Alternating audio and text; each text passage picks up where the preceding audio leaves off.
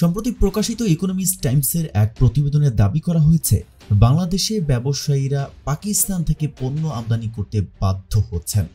কিন্তু প্রশ্ন হচ্ছে, কেন ব্যবসায়ীরা পাকিস্তান থেকেই পণ্য আনতে বাধ্য হচ্ছেন? সে প্রতিবেদনে উল্লেখ আছে যে বাংলাদেশ এবং পাকিস্তানের মধ্যে বাণিজ্য ও সামুদ্রিক সম্পর্ক শক্তিশালী হওয়ায় ভারতের উদ্বেগ বাড়ছে। সম্প্রতি পাকিস্তানের করাচি থেকে চট্টগ্রাম বন্দরে একটি দ্বিতীয় কার্গো জাহাজ এসে পৌঁছেছে। Panama flagged MV Yuan Xiang Fazhan নামক জাহাজটি রোববার বাংলাদেশের জলসীমায় প্রবেশ করেছে।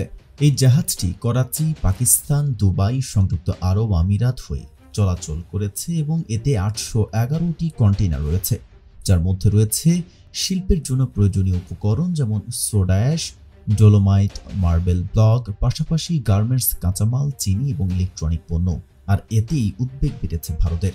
প্রতিবেদন আরো বলা হয়েছে, বাংলাদেশে ব্যবসায়ীরা পাকিস্তান থেকে পণ্য আমদানি করতে বাধ্য হচ্ছেন। কারণ হিসেবে বলা হয়েছে যে বাংলাদেশে কিছু শিপিং মন্ত্রণালয়ের কর্মকর্তারা ভারতের সঙ্গে চুক্তি পুনর্মূল্যায়নের প্রস্তাব দিয়েছেন, যা ভারতকে চট্টগ্রাম ও মোংলা বন্দর ব্যবহার করার অনুমতি দেয়।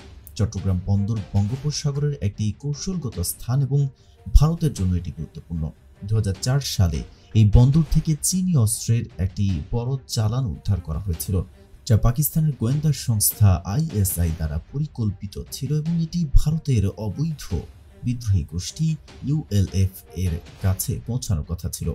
ভারতীয় উদ্বেগ আরও বাড়ছে কারণ সেপ্টেম্বর মাসে বাংলাদেশ পাকিস্তানের জাহাজের জন্য প্রয়োজনীয় সামরিক পরিদর্শন নির্দিষ্ট কিছু নিয়ম বাতিল করেছে, যার ফলে পাকিস্তানের জাহাজগুলো এখন সহজেই বাংলাদেশ সমুদ্রপথ ব্যবহার করতে পারবে।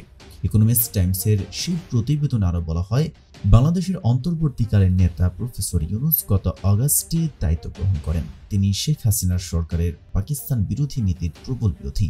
তার শাসনামলে বাংলাদেশ পাকিস্তান সম্পর্ক উন্নয়নের লক্ষ্য একাধিক পদক্ষেপ নেওয়া হয়েছে।